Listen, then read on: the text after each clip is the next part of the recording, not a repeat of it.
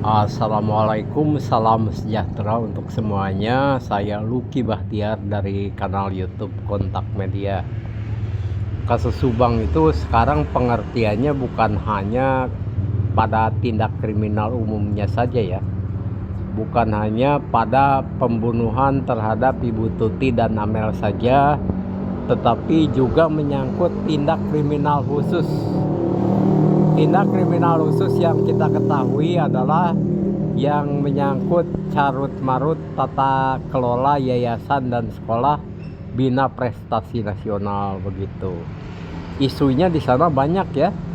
Ada isu TPPU, ada isu penyalahgunaan dana bos, ada isu ijazah palsu, ada isu karyawan dan atau guru fiktif, ada isu siswa fiktif dan lain-lain.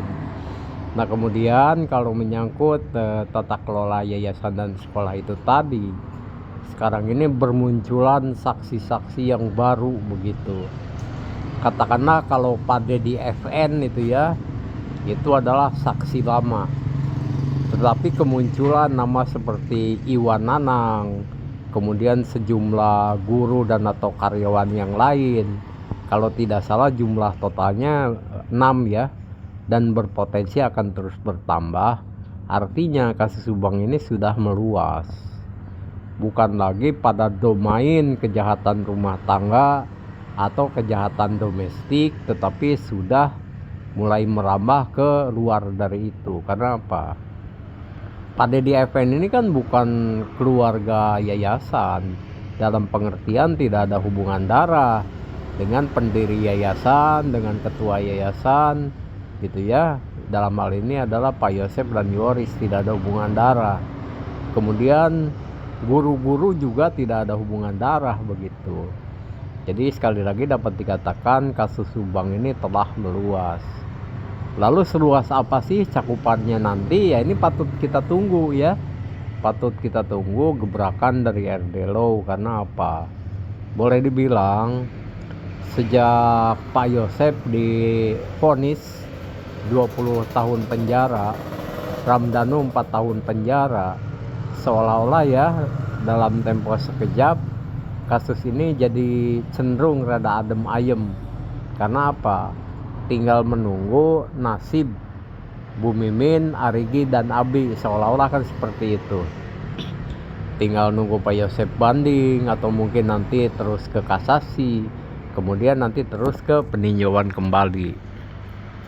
Tapi setelah RD Law ini hadir, seakan-akan kasus Subang ini bergairah kembali, boleh dibilang mengalami recovery dengan isu yang cenderung berbeda. Meskipun ada beberapa state dari RD Law yang mengatakan ya tentang kasus tindak kriminal umumnya, tetapi kalau melihat perjalanannya yang ada di depan mata itu beliau baru sampai merambah pada tindak kriminal khususnya. Ada laporan pemalsuan tanda tangan dan lain-lain, baru sampai sana. Jadi kita tunggu saja gebrakannya. Jadi kalau dilihat-lihat ya pendapat dari masyarakat, apakah nanti ada korelasinya antara carut marut yayasan dengan kasus pembunuhan misalnya? Ini juga pendapatnya kan beragam. Ada yang mengatakan korelasinya kuat, ada yang mengatakan ya mungkin saja ada korelasinya, ada yang mengatakan tidak mungkin. Tapi semua itu kan baru sebatas opini masyarakat. Yang namanya opini kan sah-sah saja ya, karena yang menentukan itu adalah nanti pembuktian secara hukum. Jadi kalau sekarang berkembang opini-opini masyarakat ya, kalau menurut saya dibiarkan saja. Dibiarkan karena apa? Orang tidak tahu berdebat dengan orang tidak tahu kan seperti itu. Karena walau gimana ya, walau bagaimana, sekali lagi yang akan menentukan itu adalah hasil dari penyidikan, hasil dari proses hukum, sampai akhirnya nanti proses persidangan dan ketuk palu dari hakim. Rekan-rekanku sekalian, memang kalau ditinjau dari segi nama ya, kasus Subang itu seakan-akan luas, sesubang. sedaerah Subang begitu, searea Subang. Tapi tentu saja konteksnya di sini tidak akan seluruh orang Subang terlibat ya, meskipun namanya kasus Subang. Hanya saja memang tidak dapat dipungkiri bahwa kalau urusan yayasan dan atau sekolah itu melibatkan banyak pihak untuk penyelenggaraannya, ya kan? Apalagi boleh dibilang Yayasan Bina Prestasi Nasional ini kalau untuk ukuran Subang boleh dibilang cukup ternama begitu. Jadi kita tunggu saja nanti sekali lagi hasil dari penyidikannya seperti apa, seberapa luas sih pada akhirnya cakupannya kasus Subang ini. Siapa sajakah yang terlibat? Apakah cukup misalnya sebatas karyawan yayasan atau guru-guru, atau misalnya cukup saja lingkupnya hanya sampai ke keluarga yang terdekat atau keluarga dekat atau keluarga jauh. Nah, inilah yang patut kita tunggu. Hanya yang menarik kan di sini ada disinyalir ada kasus TPPU ya, tindak pidana pencucian uang. Pertanyaan yang tegasnya adalah uang siapa yang dicuci begitu.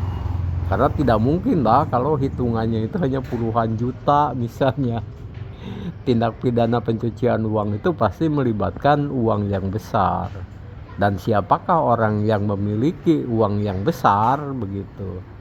Ini yang patut kita pertanyakan. Begitu saja konten ringan dari saya dalam rangka mengawal atau menjadi pemerhati kasus Subang. Hanya agar kasusnya ini tidak tenggelam. Saya Lucky Bahtiar dari kanal YouTube Kontak Media.